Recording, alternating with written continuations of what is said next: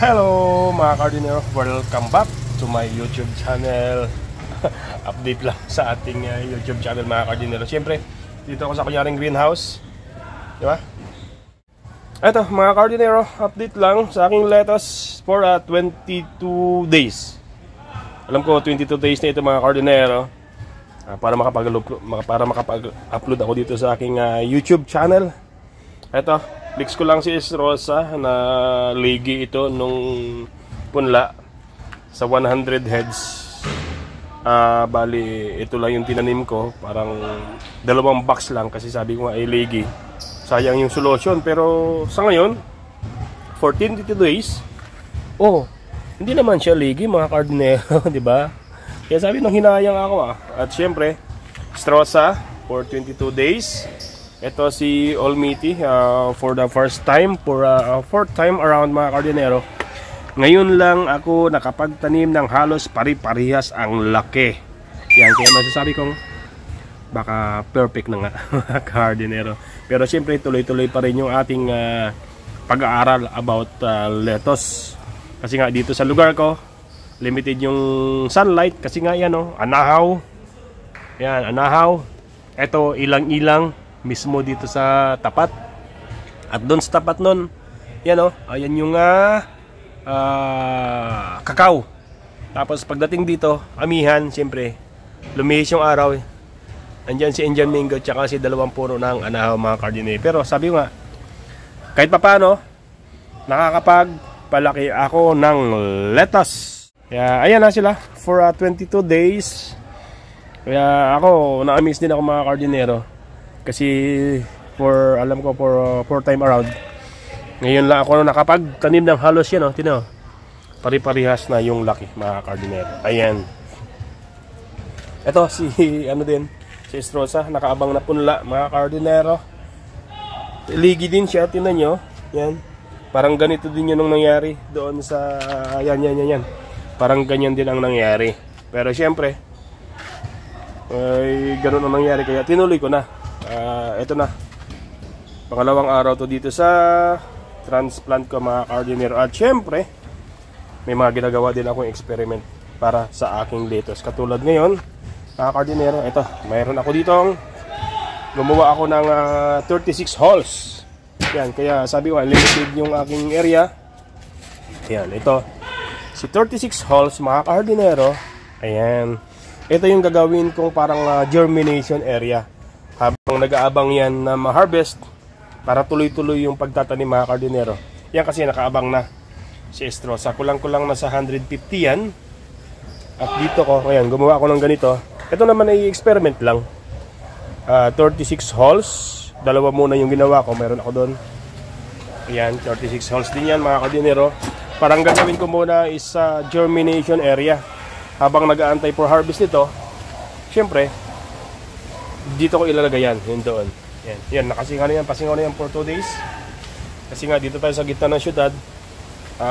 Pag nag-stack ako ng tubig, yan, pinapasingaw ko muna yan ng 2 days. Kasi nga andito tayo, Maynilad ang gamit natin mga Cardinero. At dyan ko ilalagay yung pinaka-germination area ko, ito. Habang nag-aantay ng harvest nito, kasi ito nasa 22 days na, di halos sa 20 days na lang, di ba? I-harvest na natin to. Pero sabi nga, sa pang-apat na pagkakataon, ngayon lang ako nakapagtanim ng ganito na halos pari-parihas mga Cardinero. Tingnan nyo, di ba? Ayan, ilang box yan? 1, 2, 3, 4, 5, 6, 7. 7 Almighty, tsaka 2 Rosa mga Cardinero.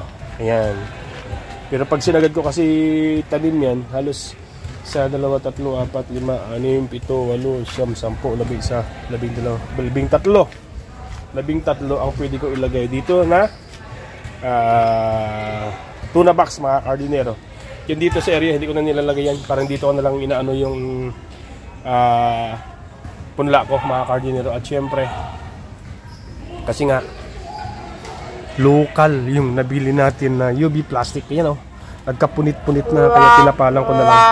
May tapal din yan, yung binili kong local din. Hindi na ako bibili sa Divisoria. Bumili ako sa Divisoria mga kardinero kasi doon talaga yung bilihan ng mga UV plastic. Pero ngayon, siguro bibili na ako sa mga supplier na talagang ano, yung nag-hydroponics din mga kardinero. Kaya yun, charge to experience. Ganun lang talaga sa pagpa-farming mga kardinero, yung modern farming natin. Siyempre, di ba? Kaya ito, gaya ng sabi ko mga kardinero, ito na yung gagamitin ko ano muna, experiment ko para sa pinaka-germination ko habang nag-aantay tayo ng harvest nito. Para matuloy-tuloy, ito naman experiment lang. Kung magiging successful ito, siyempre, pag nailagay na natin dito sa grow box, bilang na ito for day 1 hanggang harvest na ng mga kardinero, di ba? Kasi si Strosa, ano ko si Strosa 20 days. Pag si Ulmiti, 45 days. Ayun, Strosa yung nakabang. Ito yung gagawin natin ng pinaka-germination area. Para bago mag-harvest niyan, meron na agad tayong pamalit sa grow box mga kardinero.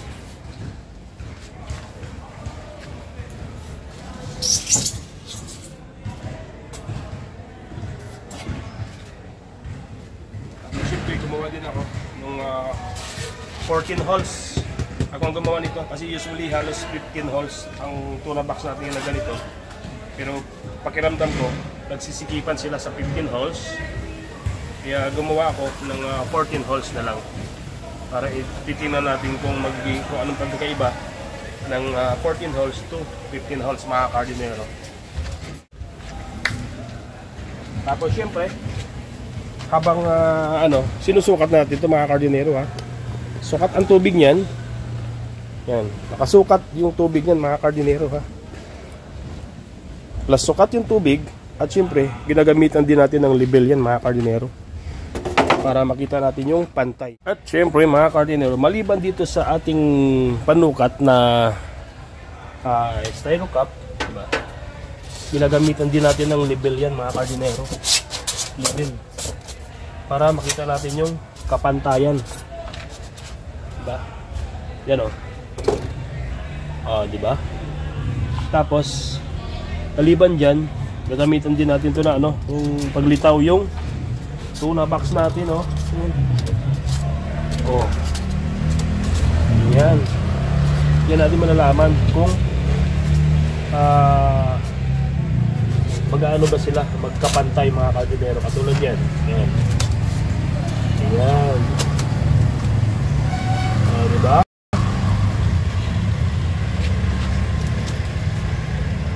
Kailangan timbang mga kardinero. Tulad ito. Medyo dito sa kabila, kailangan natin maglagay ng ayan o.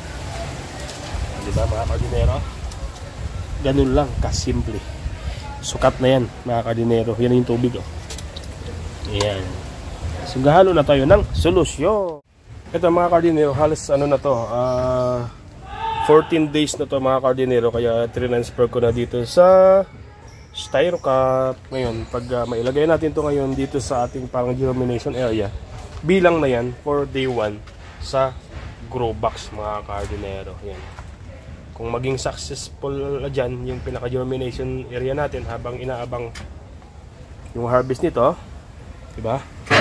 Mas maganda, ituloy-tuloy natin yan mga kardinero, diba?